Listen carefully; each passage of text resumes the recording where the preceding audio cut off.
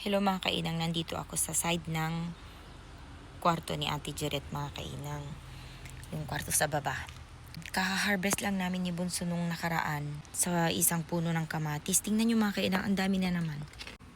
O, diba? Ang lalaki pa mga kainang.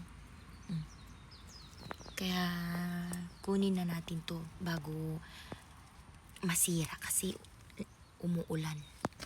O, diba? Ang lalaki mga kainang. Isang puno lang to mga kainang pero sobrang daming bunga. Yan. Tapos ipapakita ko mamaya kung paano ko kinakain ang kamatis mga kainang. Tinanggal ko na. Sayang naman. Sana hindi ko na lang tinanggal hanggang dyan. Doon sana. No, hayaan mo na. Kakainin ko din naman. Yan. Tingnan mo, ang dami niyang bunga mga kainang. Papakita ko. O diba? Mula hanggang dyan. Ito yung isang puno lang siya mga kainang. Tapos yung nabali niyang sanga, tinabunan ko. Ayan, ang dami niyang bunga. Andyan. Sa may baba lang yan ha. Sa may malapit sa roots. Yan. Hanggang dyan. Doon, nakatago pa. Doon. Yan.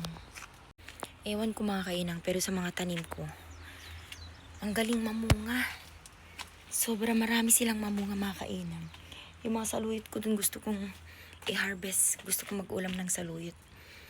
Bababa ulit ako mamaya. Itong kamatis munang kinuha ko. May pagkain na tayo. Ito naman yung huling binhi ko ng similya ko ng saluyot mga kainang. O, di ba? Ang lulusog. Yan.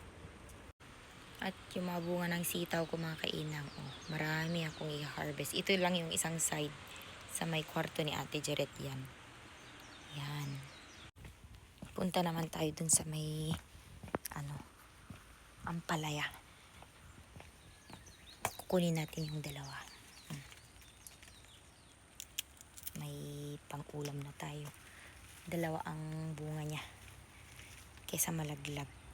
Maulan kasi mga kainang. Tingnan yung umaambon pa. Naampunan na ako. Tingnan nyo yung isang side ng sa may sitaw ko mga kainang. Ang lalaki ng bunga.